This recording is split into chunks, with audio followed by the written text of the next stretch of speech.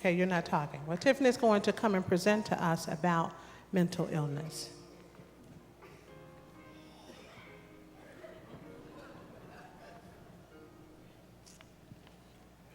Okay, good morning, church family.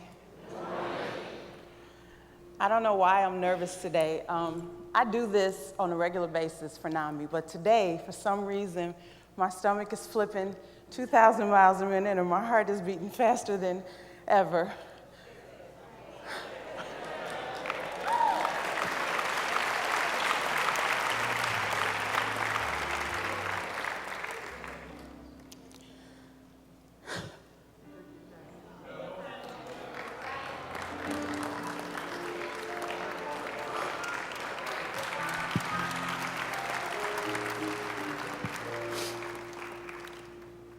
I guess my mom did need to come.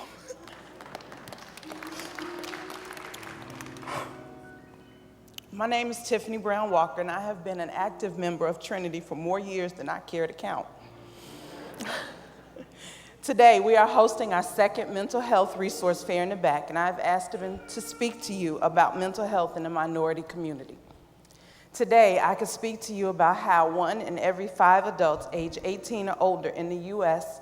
will experience a major mental health condition in their life, which is any condition that impacts a person's thinking, feeling, mood, or abilities to relate to others or function on a daily basis.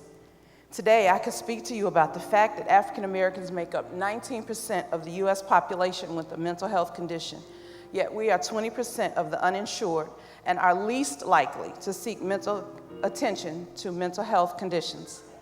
Today, I could speak to you about the fact that serious mental health conditions cost America about $193 billion in lost earnings every year, and that depression is the leading cause of disability worldwide.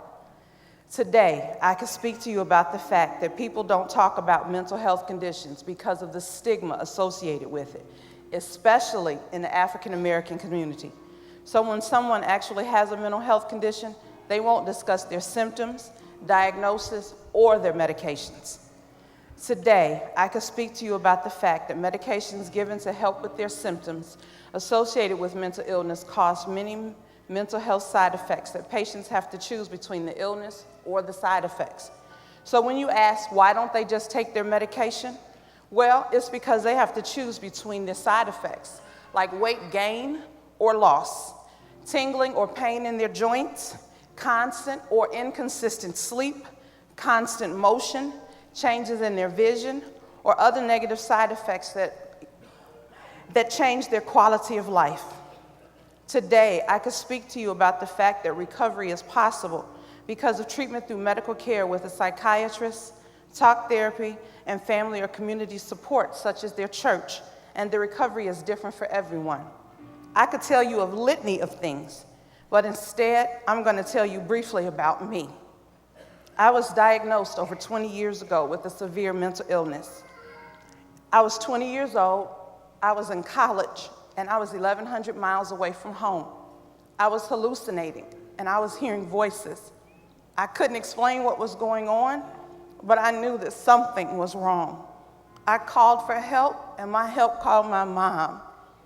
After several years of misdiagnosis and prescription experimentation, doctor and therapist shopping, and several hospitalizations, I hit rock bottom in my illness and in my life. I lost just about everything. I lost my house, my job, and I almost lost my children. And I never thought that I would see independent life again. But God, in His infinite wisdom and power,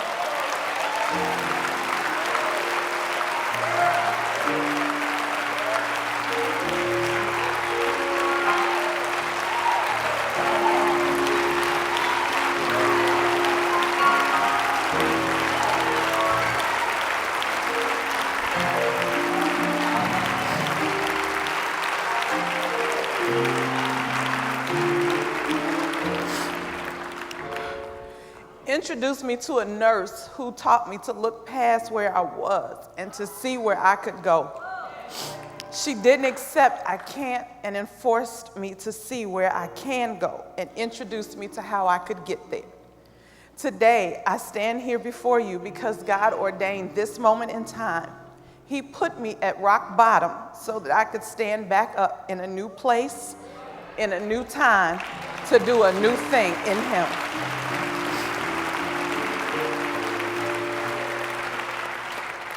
So I stand here to tell you that recovery is possible. So when you see me worship, it is because I give God the praise for all that He has done for me.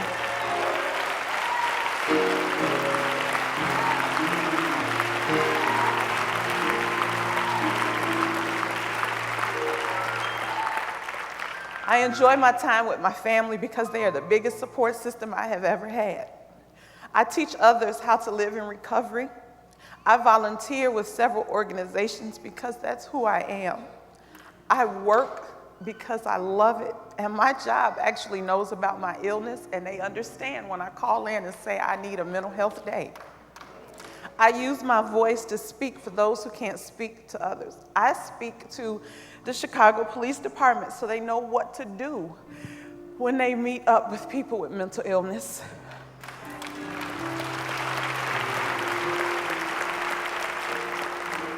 Everyone's recovery process is different. I can't tell you what the process will be like for the next person who enters it. All I can tell you what mine is like. My recovery process has allowed me to live a full and enjoyable life. I learn what my limits and triggers are, and I operate within them. I know what sets off my anxiety, and I stay away from them. I'm not too sure what you expected when I stood up here. Often when I go to speak to various groups, people stop me afterwards in utter amazement at my story. What I hope you see is someone who is living in recovery one day at a time. I am grateful to be able to stand here before you and share my story. For those in our congregation who are living in the struggle, I want you to know that recovery is possible, and you are not alone.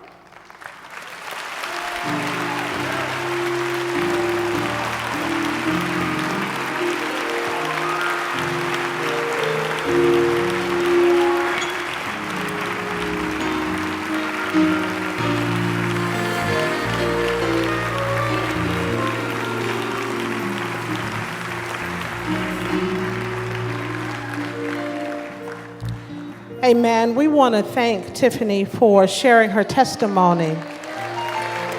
It took a lot of courage, a lot of courage. What we want to do as we lift up this month, and particularly today at Trinity, is the annual Minority Mental Illness Month. So we want you to be able to go into the back.